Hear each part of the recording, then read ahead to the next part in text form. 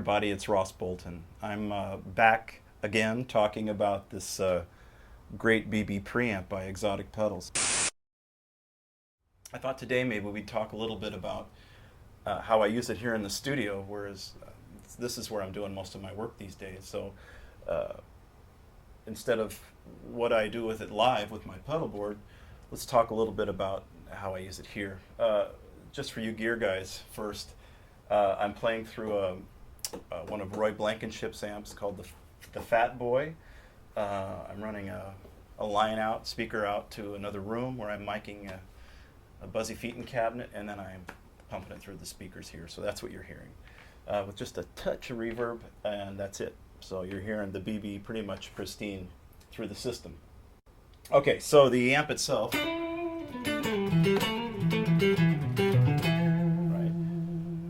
Now here's a setup I use with the BB quite a bit, and that's to use it almost like a clean boost, just to put a little hair on it.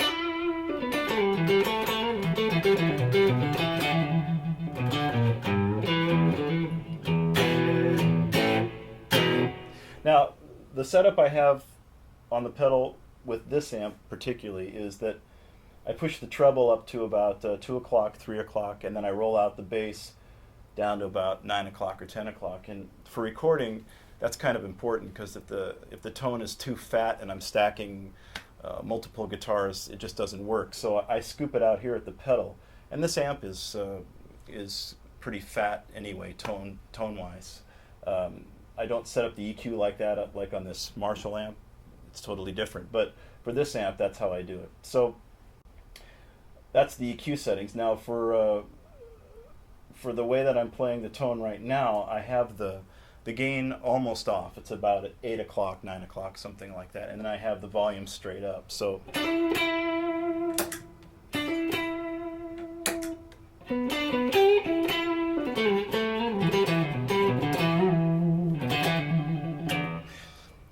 now I can push it, obviously. We get more gain out of it.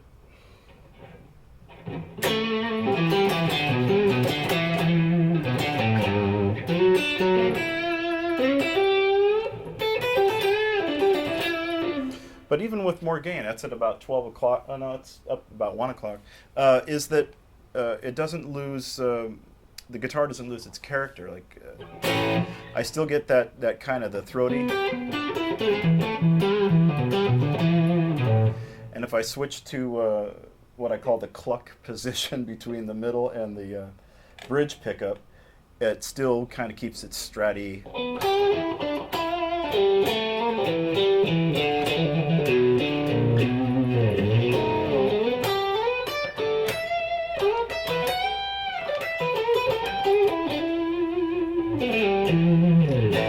And the other thing is that a lot of guys talk about how transparent these Xotic pedals they are for their tone. They love that they can put them in a pedal board and it doesn't color their tone. That's very true. But what I really like about these pedals beyond that is the fact that the tone controls are so interactive. I use it all the time to kind of modify the tone of the guitar. Let's say if I'm back in the neck pickup, I'm putting up the gain. Let's say I goose the treble all the way up and bring the bass all the way out. Right?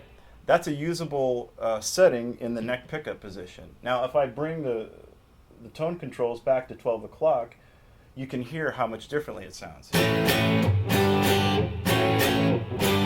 Not a bad sound, but I can't use multiple guitars in a track with that kind of tone. And the reverse is also true. If I put it on the bridge pickup and I pull back the treble a little bit, it's not so squealy, right?